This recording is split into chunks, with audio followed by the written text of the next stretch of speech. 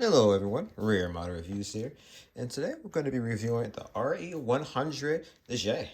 So, this kit came out a little bit ago, and this was always kind of a kit I was surprised it didn't just make a flat out master grade, especially seeing as this was one of Amuro's mobile suits, so I figured that would warrant it being able to be popular enough to receive a master grade review. But nonetheless, it is here, and we're going to go ahead and take a look at it. So, first and foremost here for coloring. This actually is not a sticker. This is something I colored in myself. They surprisingly did not give you a sticker for the forehead camera, so I had to color that in green. This thing does not have a rear camera, which I find kind of interesting. So it makes me wonder, how does it see behind its self? So I'm guessing there's some sort of hidden camera here. This actually has a decent bit of stickers elsewhere, however, such as these little yellow pieces here. I believe those are stickers. There's a metallic red one here for this triangle there on the shoulder. And I guess that's it, actually. Oh, no, there's one more sticker, but I'm going to show that one off a little bit later. But that's about it, I believe. So, besides that, everything you see here color-wise is what you get straight out of the box. A decent color separation. For the most part, everything you expect to be there is there. Now, getting on to articulation. The head doesn't move much at all. It's just slight pivot side to side. Now, it could move a little more, but what it is there's actually these gray cables that has a couple areas. So as you see here, they kind of flex and bend with the head, which I think is actually pretty cool detail. However, as a result, it is very restrictive on the movement here as the cables funnel into the backpack. And if you try to move these a little too much, it's going to end up popping something off. So, I mean, for the most part, you have to really force it anyway. So you shouldn't have to worry about these cables being an issue, especially when you start moving a bit when you first build this thing, as this kind of automatically loosens them up a little bit. So it's not as tough to move as it was originally when you get this thing. So since we're already here, we're going to go ahead and do the wing movement here. So the wings move a decent bit. As you can see there, there's also the leg coming off. Anyway, there's a little thruster pods there, so these have a decent bit of wiggle and movement to it. And that is about it for movement in the backpack. Of course, the other two are independent, the wings and thruster there.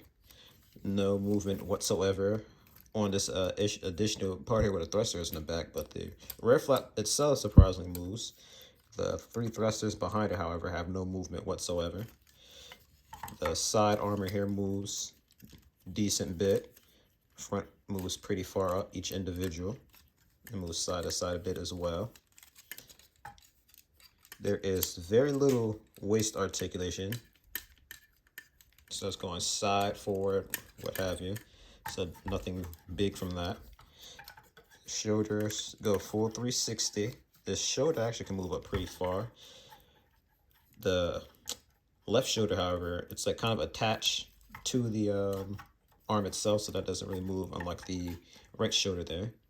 You got 360 underneath, same for both sides, of course. I'm not going to fully show that off. You get a decent bend out of the arm there. It's not perfect, but very much acceptable in my book. You, of course, have the hand on the ball joint. Oops, can't quite go 360. The fist can quite pop off, however. So I'm going to pop that back on. Nice and easy. I also want to mention the fists are actually pretty decently detailed. So not bad, especially for a Reborns kit. I'm trying to think if the other Reborn kit I have, kits I have, geez. I don't know how I end up saying the same thing twice. The Jacket Dogs, I don't believe those had additional hands. I'm pretty sure those things just have like one high grade style, accessory holding hand. That's really it. But moving on to the legs here, and this thing does have some decently sized legs. They move up a decent bit here and back thanks to the rear armor not restricting it. Only issue with these things are they're polycaps and pegs. So as you've seen earlier on, the legs come off pretty easy. The leg bend is very mediocre. That's all you're getting out of it. And one thing I also want to note is, much like the back of the head, there's these cables restricting articulation. They're very stiff at first, and I had huge complaints about them, but much like the head cables, you kind of play around with them enough, loosen these things up, and they don't become an issue at all. Because I almost want to give this thing a terrible review because of these cables. But like I said, you just got to really play around with these things to soften up these cables, and then they're no issue at all. And actually have a decent mechanism, if you could make that out, where they kind of slide up and down when you like kind of bend them and stuff. So I thought that was pretty cool. Again, when these things are super stiff, they're popping off. But again, you just kind of got to flex them, bend them, play with them, and then they're all loosened up and they're not an issue at all. So foot movements, not too good. There's a little bit of wiggle side to side, whatnot. I really wish this little part here at the legs moved a bit, but they don't, unfortunately. So it restricts the movement quite a bit. Not quite a split out of the legs, but they do move pretty wide. They can move almost 360. I guess they probably kind of could, but as you can see here, like you can just see that. I just want to show it off. The typical peg polycap type stuff you'd see on a bit of an older higher grade, not so much now. So it does restrict the movement a bit, and I'm not sure if I quite show that off for the shoulder, but I just want to go show that off again. Oh, I also forgot to mention this part here flexes upwards. So that's actually going to be it for the articulation here for this guy. So we're going to go ahead and get straight onto the accessories. So first off, you have two widespread hands. Again, very detailed, not bad at all. I'm gonna go ahead and throw those to the side. It's not worth putting those on. You then have the beam naginata here. So one thing I mentioned on the unboxing, but I didn't in this thing, is the Dijeh is basically Anaheim's take on the Gelgoog. As for those of you who do not know, a lot of the members of Zeonic and I believe Zemin Company, both which were famous for making mobile suits for Xeon, of course, ended up getting absorbed by Anaheim Electronics at the end of the 1 Year War. And as a result, you see a lot of Xeonic type designs for these mobile suits during the Grips conflict and onwards, of course. And that's the reason why. So the Dijeh is basically the Gelgoog 2. In a sense. That's why they share so many similarities. So as you see here, it has a high grade style hands. You just take it apart, sandwich them together. There's a nice peg inside the hand here. You won't even need the peg for the beam naginata. This falls off that peg quite a bit, but if it does, all it does is really just kind of make it hold it up towards the top instead of in the middle. So if you want it to hold in the middle, you're going to need that peg, but for the most part, it's good. Problem is, as you see here, I mostly have this, you end up always banging into this little shoulder guard or whatever this thing is supposed to be. And that's what ends up getting it out. But besides that, it usually holds in just fine. Like as you can see, it's not quite centered, but it holds in just fine. Now, if you are finished with the beam naginata, and that's one issue I do have with these hands, at least I usually have with these hands, is it's a little tough breaking them apart. I don't know why. This always happens when I do reviews though. I talk crap about something, then all of a sudden it works as intended. But usually it's a little hard for me to break those hands apart. Maybe I've been breaking them apart so much they're not an issue anymore. But moving on, when you're done with the beam naginata, you just kind of work these binders out the way. But of course, with using the pegs, you just kind of throw that thing right on in the back here for storage, just like this predecessor to Gelgoog. So next up, you're going to have the beam rifle here. This is technically the same beam rifle the Hakushiki has, but I doubt this is the same one used from the master grade. I could be wrong. I mean, I done built this thing so long ago and throw out the plate. I don't even think I looked at the plate to see if it said it was an older date, so that's my bad for not doing that. I didn't have the insight to do so, but honestly, with the way master grades and stuff working now, you can probably look it up and see yourself on Google or something. So there's that last sticker I was talking about. It's a nice metallic green sticker there. So of course, you just throw that on into the hand like so. Holds perfectly with that peg. And this thing looks pretty good too. I love the color separation of the yellow cord to the that navy blue there for the centerpiece. So this thing looks amazing. And I knew that beam naginata was going to fall off. That's one thing I was going to mention. Just like the Master Grade Gelgoog, this thing doesn't hold on to that very well. So, oops, didn't mean to pop it off. So one thing I also wanted to show off is the clay bazooka, which is the last accessory. And this thing is really in there too. Lord, I might need some tweezers to get this thing out. Let me see. So one thing I want to mention, of course, as you see here, is this bazooka has a mechanism that's supposed to have the trigger there collapsible. There we go. Got it. I didn't even need a tweezer. So as you see here, that thing was really in there. So you want to try not to move that thing in too far back. This is the most I'd want to say. You don't want to fold the handle. Otherwise it'll get kind of stuck like it did there. So you can kind of collapse it like so for storage. So I actually show that off first before I put it on, but there's like a little space between the binders. So they actually tell you to pull it out only when you're trying to store it, but I usually just keep it out like so, just so I don't have to deal with that later. So you just kind of wiggle that in there like so, and now you can throw it on the back. And I believe you're supposed to be able to throw the rifle here on the shoulder as well. If I'm not mistaken, it has something to do with this piece up top here. If I can get this thing out.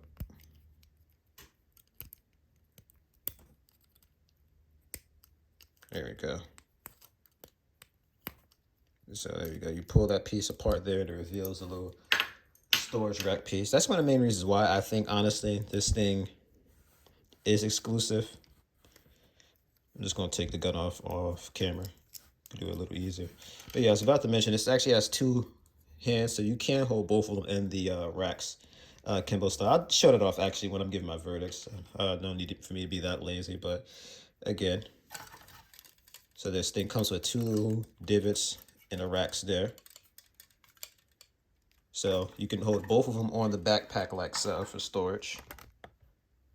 Much like the Rick DS. Of course, all Anaheim machines, so naturally they're all going to have that same style of usability.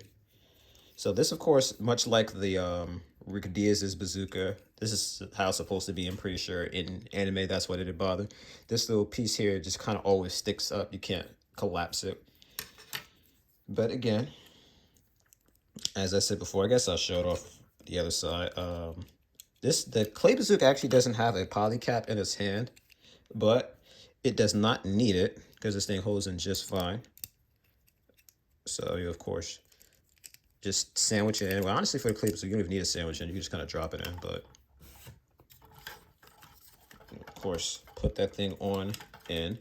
And the clay bazooka is always held under the shoulder. You might maybe be able to put it over the shoulder. I mean, you guess you sort of can, but not quite.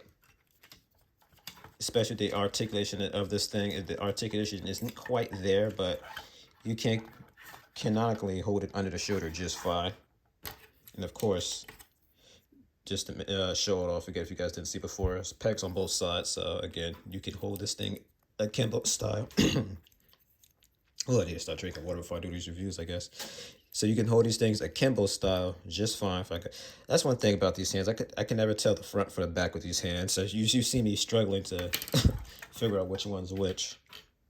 But voila, so you can indeed hold both weapons in this thing just fine here. So if you wanted to do that, voila. So we're going to, of course, end this thing off with some size comparisons before I give my final verdict. We, of course, here have the Zeta Gundam. Now, I have to go check the Zeta's height because I believe that the J is around 23 meters. So I'm going to assume that Zeta must be a little taller than that because unless you're counting the antenna, this thing very much, the Zeta Gundam looks like it's at least 25 meters, which seems super tall. I feel like getting up to 23 meters is like unicorn new Gundam height. Those things are behemoths. And of course, I'm going to go ahead and show its predecessor off. All I have is Johnny's. And again, like the Gelgook is taller than the J as well. And actually, this thing is taller than the Zeta as well. So just for the heck of it, I'm going to kind of center these two for a second just because I want a size comparison. Now, they look about the same height. It's just the fact that the Gelgook has the antennas. So it makes it look a bit bigger. But yeah, they're both around the same height. There you go. So, as you can see, design-wise, they don't look very much similar at all. The J has a bit more of an angular look, whereas the Gelgook is a bit rounder. Even like with the shoulders, they look completely different. The rifles look completely different. There's almost no comparison. It's just really, you start bringing it down to the accessories. That's where you kind of say, yeah, they're pretty similar. But design-wise, these things are very much not alike. But that's going to be it for the review for this thing. Getting down to my verdict, of course. I'm actually going to recommend this guy. This thing is one of the better Reborns kits. Not only does it look amazing, you see me put it next to Master Grades, and it doesn't stand out like a sore thumb. It stands out between those two mainly because the colors are so radically different from the two I just put on there. But the articulation's not bad. I mean, the leg articulation for the Dijeh is about as good as the Gelgoogs here. Those things both have bad articulation. Again, what I was saying, it's the predecessor of the Dijeh, so naturally they both have those things in mind. They're bad articulation, apparently. They both have cables, much like Xeon suits always did. What was I about to say? Not too many stickers. I almost forgot. There's actually one for the main camera. There's a pink sticker there. No cockpit gimmick, if you guys are wondering. I was about to say here. I mean, like I said, it looks pretty detailed. The accessories are spot on. They're exactly what you expected. I love the folding mechanisms they have for some of these things. And also, there's one cool thing I wanted to show off while I was doing my review.